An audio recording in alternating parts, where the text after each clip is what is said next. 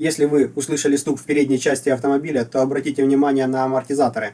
Они не должны быть с подтеками, это первый признак, что он стучит. Либо он полностью грязный, под пыльником, имеет большое количество мусора, который дал боковой люфт при износе. Дальше обращаем внимание на верхнюю шаровую. Верхнюю шаровую проверить легко, если у вас есть плоскогубцы крокодилы. Также очень часто стучит наконечник рулевой тяги. Также может стучать внутренний наконечник. Чтобы его проверить, вам нужно его провернуть и подергать. Также стук, люфт и износ может быть в самой рулевой рейке. Чтобы проверить нижнюю шаровую, ее нужно просто пошатать. И если, подергав колесо, вы увидите небольшой люфт, значит точно шаровая под замену. Также нужно проверить шаровые поперечной устойчивости. Также проверяем втулки поперечной тяги. И если видео было информативным, поставьте лайк и подпишитесь на мой канал.